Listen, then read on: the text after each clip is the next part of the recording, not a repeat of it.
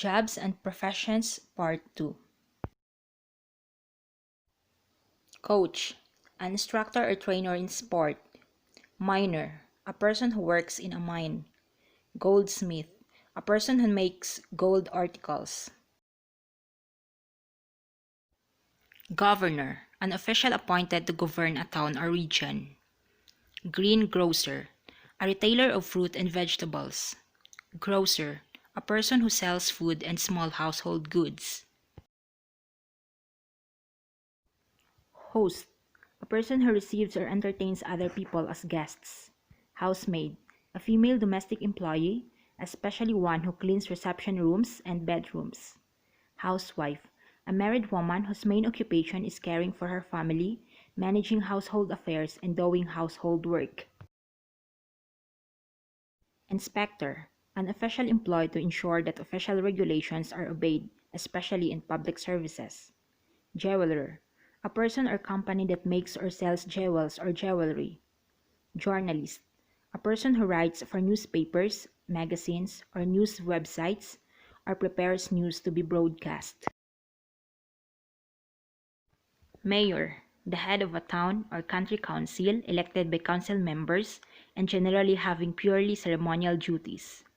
Mechanic, a skilled worker who repairs and maintains vehicle engines and other machinery. Minister, the superior of some religious orders in certain countries, a head of a government department.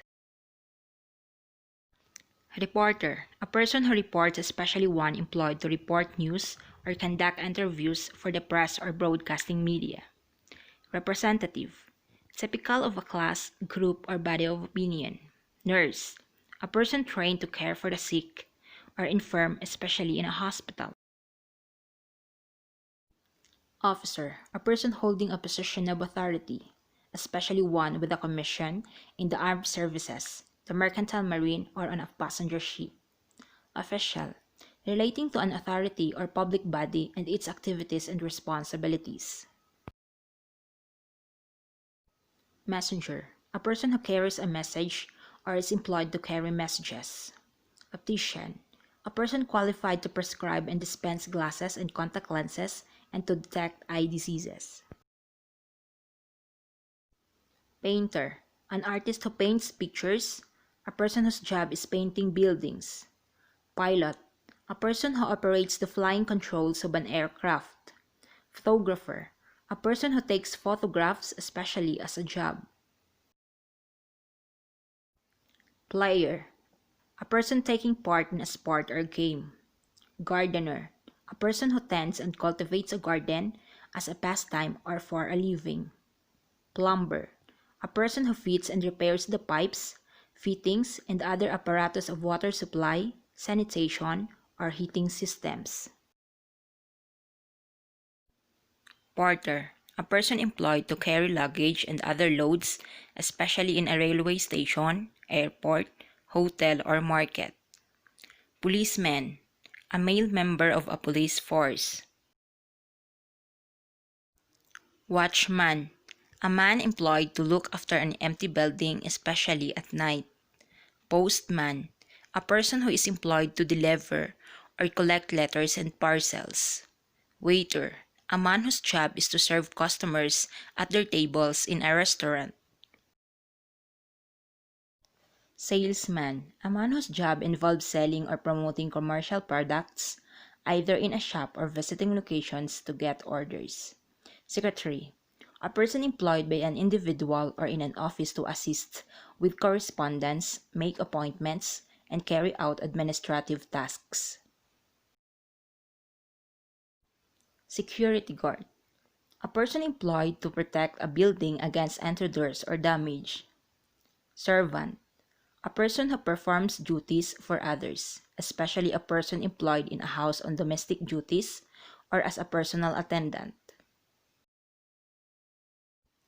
Sailor, a person whose job is to work as the member of the crew of a commercial or naval ship or boat, especially one who is below the rank of officer.